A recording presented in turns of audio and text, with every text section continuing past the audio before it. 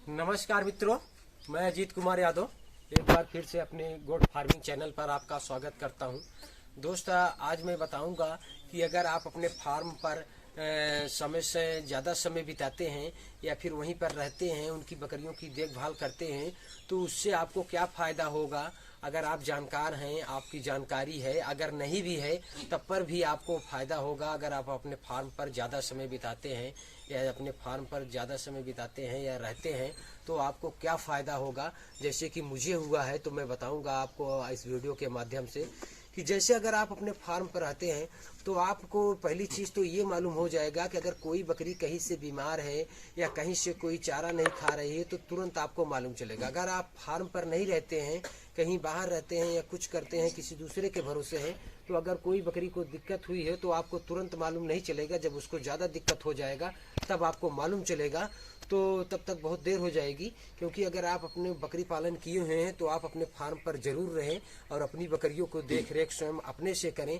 उनका चारा, सूखा चारा, हरा चारा और जो ये दाना मिश्रण और मिनरल मिक्सचर जो भी आप देते हैं, सब सारी चीज़ अपने से करें। तो अगर आप अपने से करेंगे, वैक्सीनेशन कराएंगे, हर चीज़ कराएंगे, तो आपको सब चीज़ ध्यान में रहेगा, तो आप बकरी पालन में फेल नहीं होंगे। तो चलिए देरी न करते हुए मैं बताता हूँ आपको कि बकरी फार्म पर अगर आप रहते हैं, ज़्यादा समय बिताते हैं, तो उसके क्या फ़ायदे होते हैं। तो चलिए आइए मैं दिखाता हूँ आपको कि मैं अपने फार्म पर रहता हूँ और कैसे मैं एक एक बकरी को देख कर समझ जाता हूँ या समझ जाता हूँ कि ये बकरी बीमार है, इसको चारा नहीं खा रही है, तो मैं इसका तुरंत इलाज करता हूँ जिससे वो मोर्टेलिटी की तरफ नहीं बढ़ती है। तो आप देखिए मैं कैसे बताता हूँ आपको कि कौन सी बकरी मैं अपने फार्म पर था और वो बीमार थी। उसको सर्दी खांसी हुआ, क्योंकि अभी एक दिन पहले बारिश हो गई थी, थोड़ा मौसम चेंज हो गया था, तो उसमें सर्दी बुखार बकरियों को लग जाता है। तो मैं तुरंत उसको देखा और पहचान गया, तो उसका मैं कैसे इलाज किया। तो चलिए मैं सबसे पहले आपको दिखाता हूँ कि वो बकरी कौन सी है जिसको सर्दी खांसी हुआ था और मैं कैसे उसका इलाज कर रहा हूँ। चलिए आकर मैं आपको दिखाता हूँ, जरा इधर से पास से आइए। जैसे देखिए सुबह का चारा मैं डाला था, इसमें अभी छूट गया है, तो ये बच्चे हैं, मेमने हैं, ये इसमें चढ़कर खा रहे हैं कुछ। जैसे देखिए ये सुबह का चारा मैं डाला था, तो और इधर भी है, जरा पास से आके दिखाइए। जैसे ये भी खाने में लगे हुए हैं, तो ये जैसे देखिए अभी ये खाने में लगे हुए हैं। तो ये सुबह का जो चारा इसमें पड़ा हुआ था, सूखा चारा जो इसमें मैं मिलाया था, तो अभी ये खाने में लगे हुए हैं। तो अभी इसमें जो कुछ छूट गया था तो इसमें ये खाने में लगे हुए हैं। तो चलिए मैं आपको दिखाता हूँ कि वो कौन सी बकरी है जो बीमार हुई थी, सर्दी खांसी उसको हो गया था, और मैं उसका क्या इलाज किया हूँ अपने फार्म पर। तो दूर हो गई है, ये वो बकरी है। तो आप देख सकते हैं इसके नाक से कितना डिस्चार्ज आ रहा है, इसको सांस लेने में प्रॉब्लम हो रही है। तो इसका मैं क्या इलाज करूंगा और ताकि ये बकरी ठीक हो जाए और चारा खाने लगे।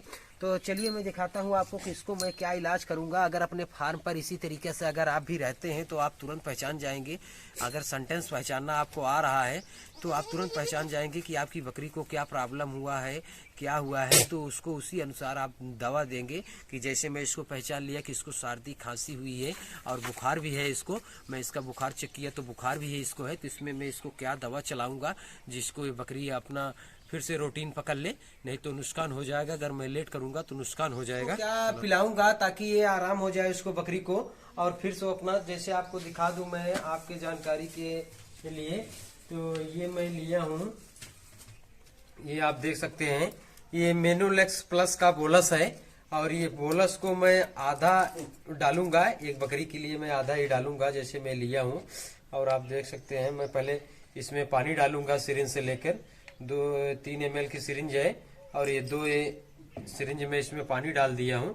उसके बाद आधा बोलस में इसमें मोनोलेक्स प्लस का डालूंगा।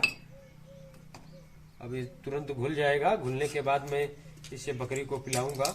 और उसके बाद मैं एक ये एंटीबायोटिक चलाऊंगा, ये देख सकते हैं मेरी क्वीन है, मेरी क्वीन कंपनी का नाम है, इनरोफ्लोक्सासिन इसका साल्ट है। इसको मैं 10 किलो पर 1 ml, 10 किलो वजन पर 1 ml पिलाऊंगा, और ये मेनोलेक्स प्लस का आधा बोलस खिला दूंगा। तो ये हमको 2 दिन करना है, एक दिन सुबह और शाम, फिर दूसरे दिन सुबह और शाम।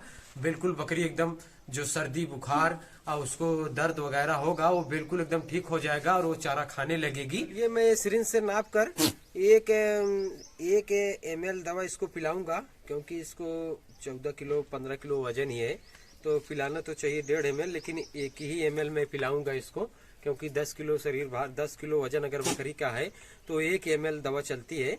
तो मैं 1 ml इस एंटीबायोटिक को चला दे रहा हूँ, रोफ्लॉक्सासिन जो है इसको मैं चला दे रहा हूँ इस बकरी को।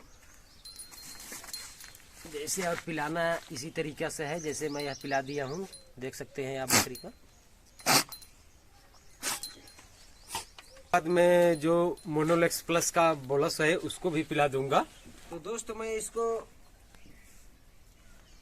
मोनोलेक्स प्लस का बोलस जो मैं घोल कर रखा था उसको पिला रहा हूँ, ताकि इसको जो भी दिक्कत हो, बुखार वगैरह हो तो वो ठीक हो जाए।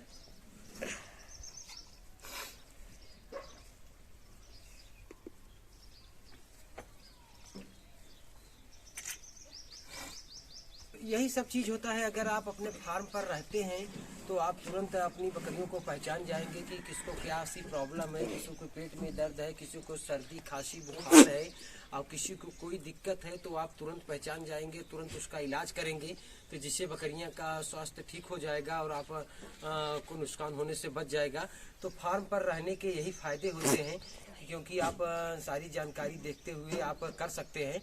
तो इसीलिए मैं बोलता हूं कि अगर आप फार्मिंग किए हुए हैं तो अपने भरोसे करिए और अपने फार्म पर आप खुद ज़्यादा समय बिताइए, क्योंकि पूंजी आपकी लगी हुई है, किसी दूसरे की नहीं लगी हुई है। अगर आप फार्मिंग कर रहे हैं तो पूंजी आप अपने से लगाए हुए हैं, तो आपको ही सब कुछ करना है, क्योंकि अगर आप नहीं करते हैं तो नुकसान आपको ही होगा।